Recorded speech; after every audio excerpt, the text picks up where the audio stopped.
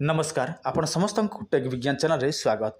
बंधुगण आपण परिवार भरण पोषण आपण मैंने विभिन्न प्रकार धंदामूलक काम करती किए दुकान देइछंती किए वाणिज्य व्यवसाय करुछंती किए काम धंदा करुछंती किए चाकरी करुछंती।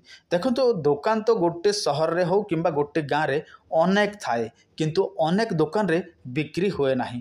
जो दुकान रे बिक्री हुए सही दुकान रे ही बिक्री हुए। ता छड़ा आपण दुकान भल भाव चलुछि किंतु कौनसी व्यक्ति आपण दुकान उपरे नजर हो किंबा तंत्र मंत्र प्रयोग करती ताहले आपण दुकान रे जमारू मध्य बिक्री हुए नहीं।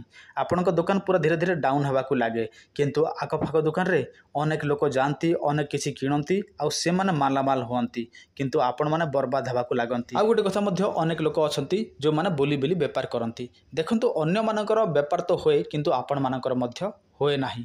ताहले मध्य आपण माने गोटे काम करिवे। मो एही वीडियो रे आपण समस्त को एमिति किछि उपाय कहिबी। सही उपाय केवल आपण माने बिना मंत्र बिना तंत्र रे करिवे ताहले निहाती भाव रे आपण मानकर दुकान रे बिक्री हेबाकू लागिवो। आपण को वाणिज्य व्यवसाय रे लाभ हेबाकू लागिवो। ता छडा आपण माने सर्वसिद्धि ताबिज नेबा पई चाहंती। देखंतु एही गोटे ताबिज रे आपण मानकर अनेक प्रकार काम हबो।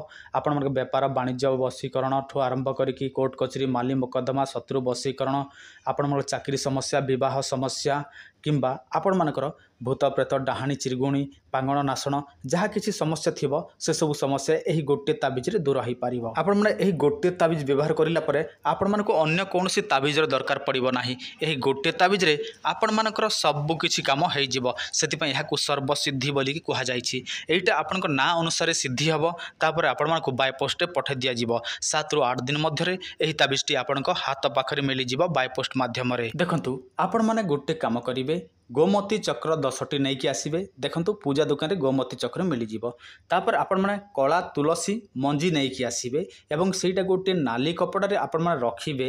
तापर आपण माने एठी 10 गंठी मारिबे। देखंतु नाली कपड़ा रे 10 गंठी मारिबे एवं सेटा आपण मानकर दुकान रो सामना रे टांगी देबे। आउ आपण माने कोन करिवे सही जगह रे प्रतिदिन किंतु आपण मानको झुणा देबाको पड़िबो। बिना झुणा रे आपण मानकर एही तंत्र काम करिवो नाही। आपण मानको निहाती भाव रे सकाळ हो किंबा संध्या रे हो झुणा देबाको ही पड़िबो। एबे आपण कहिबे गुरुजी आमे झुणा कोठु पाइबु। देखंतु झुणा सेटा कोठु पाइबे सेटा आपण ही जानिथिबे किंतु झुणा पूजा दुकान रे मिली जाए। आपण माने झुणा आनिबे एवं प्रतिदिन एठी झुणा अर्पण करिवे। जे दिन पर्यंत आपण माने झुणा अर्पण करूथिबे से दिन पर्यंत आपणक दुकान रे अधिक बिक्री हेबो अधिक ग्राहक आसीबे। जदि आपण माने जे दिन झुणा देबा बंद कर देबे सही दिन ठारू आपणक दुकान रो को केही मध्य आसीबे नै। जेमिति आपणक एबे अछि सेमिति आपणकर पुणी थरे हेइ जिवो किंतु आपण झुणा दउथिबे आपणक पाखको ग्राहक आसुथिबे। आ देखंतु मो आपण मानको एहा गोटे टोटका कहिली एहा मुस्लिम टोटका। आपण मानको एथरे कोनोसी तंत्र सिद्धि किंबा मंत्र जंत्र एही सब किछि प्रयोग करबा को पड़िबो नै।